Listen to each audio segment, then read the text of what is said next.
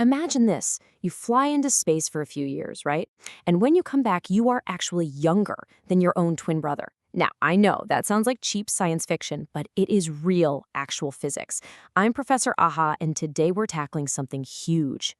We are diving into an explainer of the absolute craziest mystery in the universe, the twin paradox.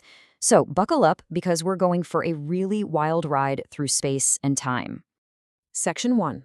Why time is stretchable, Newton versus Einstein.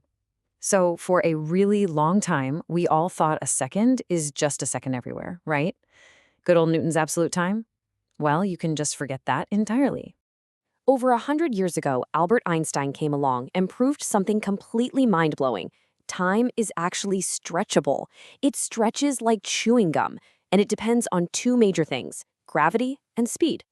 Let's look at speed first. This is Einstein's special relativity, and a good way to remember it is special relativity equals speed. Essentially, time dilation happens through speed. Moving incredibly fast literally makes time tick slower.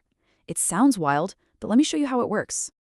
To picture this, imagine a special clock where a single beam of light bounces up and down between two parallel mirrors. Tick, tock. Simple enough, right? But what happens when that clock starts moving extremely fast to the right? Suddenly, from an outside perspective, the light doesn't just go straight up and down anymore. It's forced to travel along a much longer, stretched-out zigzag path just to hit those moving mirrors. Now here's the kicker. The speed of light is the universe's absolute speed limit. It always remains exactly the same. It can't suddenly speed up to cover that longer zigzag distance. So because the physical path is now longer, but the speed stays exactly the same, it simply takes longer for one single tick to happen. Let that sink in. The moving clock literally ticks slower. Speed makes time slower. Section 2. The twin experiment in space. Anna and Betty. Let's see how this incredible concept plays out with actual people. All right, so here is our grand experiment. We've got two twins. Anna decides she's going to stay right here on Earth, totally comfortable. But Betty, she boards a super fast spaceship and blasts off to a distant star at a staggering 80% of the speed of light. Now, this star is exactly 8 light years away. For Anna back on Earth, the math is simple. The outbound trip takes 10 years, and the return trip takes another 10 years. So Anna just hangs out on Earth and waits exactly 20 years for her sister to come back. But what's happening aboard Betty's rocket? Because she's flying so incredibly fast, reality bends, and time actually slows down for her. And we know exactly by how much. Her time slows down by a specific calculated factor of 0.6. So check out these numbers. Because of that extreme time dilation, the outbound trip doesn't take 10 years for Betty. It only takes her 6 years. And the return trip? Just another 6 years.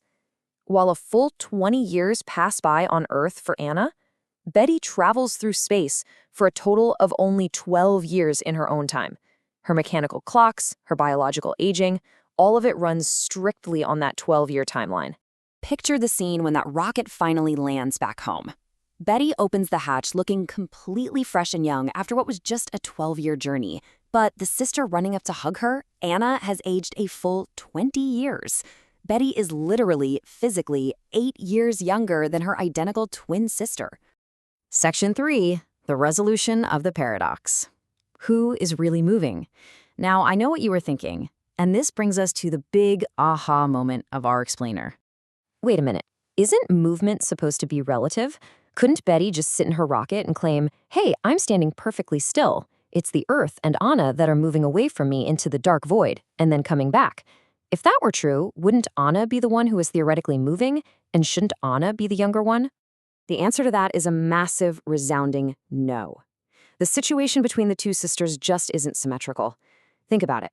Anna stayed in one single reference frame on Earth the entire time. She never accelerated.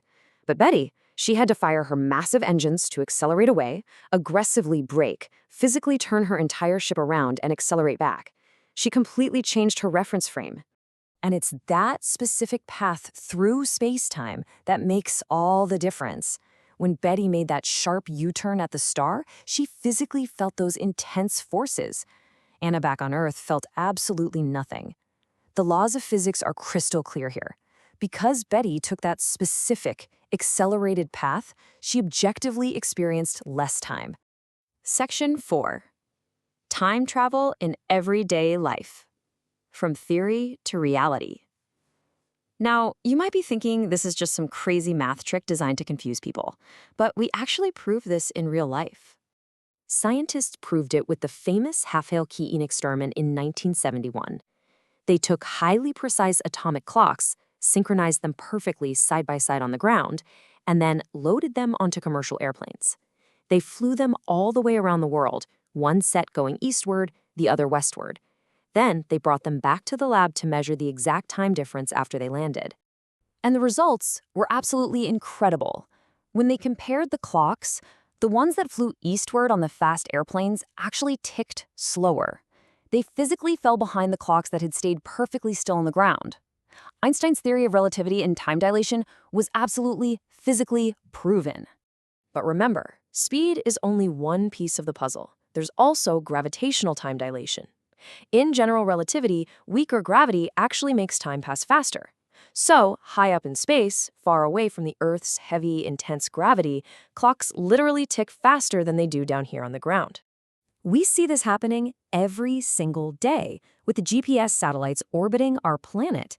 These satellites are flying extremely fast, which, as we know, slows their time down. But they are also floating super far from Earth, which speeds their time up. Both of these wild relativistic effects are happening at exactly the same time. Aerospace engineers have to meticulously balance and correct for both. Here is the knockout punch. Without Einstein's specific calculations constantly correcting those orbiting clocks, the whole system would just fall apart. The navigation app on your smartphone would literally be off by miles every single day. So, time travel into the future isn't just possible, it is a daily reality happening right above our heads. If you enjoyed this explainer and loved having that aha moment, please make sure to leave a subscribe, and I want you to drop a comment below right now.